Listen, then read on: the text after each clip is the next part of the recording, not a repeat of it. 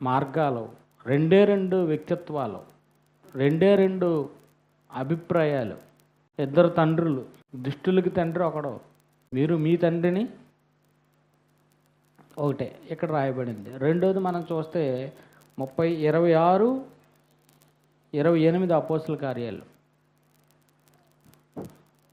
Acts chapter 26 verse 28. క్రైస్తవునిగా నన్ను చేయుచున్నావా? ఎంత సులువుగా నీ జ్ఞానంతో పౌలు క్రైస్తవుడుగా అంటే క్రీస్తుని వెంబడించేవాడుగా. 3 1 పీటర్ చాప్టర్ 4 verse 16. 1 పేతురు 4వ అధ్యాయం 16వ వచనం.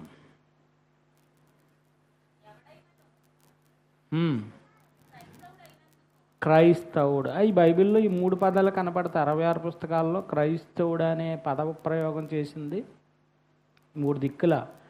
క్రీస్తును అనుసరించేవాళ్ళు, క్రీస్తుకు చెందినవారు, క్రీస్తును ధరించుకున్నవారు, క్రీస్తు ద్వారా నిత్యజీవాన్ని పొందినవారు, క్రీస్తు ద్వారా నీతిమంతులుగా అయిన వారు, క్రీస్తు ద్వారా మనస్సాక్షిని, క్రీస్తు రక్తం వల్ల నూతన మనస్సాక్షిని పొందుకున్నవారు. ఇక ఎన్నైనా ఈ 2 అని నేను ఎందుకు చెప్తున్నానంటే, రక్షణ పొందినవారు, రక్షణలోనికి వచ్చినవారు, నశించిపోతున్నవారు.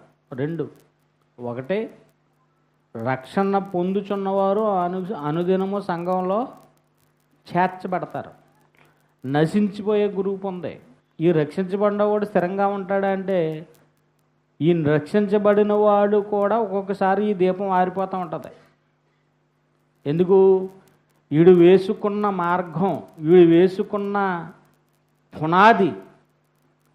క్రైస్తవుడికి ఒక ఇల్లు కట్టుకున్నప్పుడు పునాది వేసుకున్నప్పుడు మంచి ఇంజనీర్ అయితే కనుక, ఎక్కడ చూడు చెప్పేది కొద్దిసేపు జాగ్రత్తగా.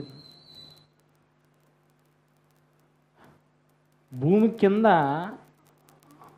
ఎప్పుడు ప్రకృతి విపత్తులు జరిగినా పడకోకుండా భూమి కింద నుండి మళ్ళీ ఒక రేమర్ తిప్పించుకుని మళ్ళీ కిందకి వెళ్ళిన తర్వాత ఇంకో రేమర్ తిప్పించుకుని మళ్ళీ, రేమర్ అంటే ఇలా ఉండి ఇలా ఉంటుంది. అంటే భూమి కిందకి వెళ్ళిన తర్వాత దాన్ని ఇలా అని మళ్ళీ తిప్పటం వల్ల అక్కడ ఒక బండ, ఒక మనం ఏ గ్రావెల్ లోనకి పంపిస్తామో అక్కడ ఒక పెద్ద బండ, మళ్ళీ కిందకి వెళ్ళిన తర్వాత ఒక బండ, మళ్ళీ కిందకి వెళ్ళిన తర్వాత ఒక బండ. అంటే ఏమవకుండా స్థిరమైన పునాది. మామూలుగా ఏ పునాది లేకుండా గోడ కట్టేసాడు అనుకో, రోడ్డు అంటే బస్సు వెళ్తుంది అనుకో, ఇది కూడా మంచం ఇలా ఊగుతుంది, ఇలా వైబ్రేషన్. ఎందుకు? ఏమి లేదు, ఏమి లేదు.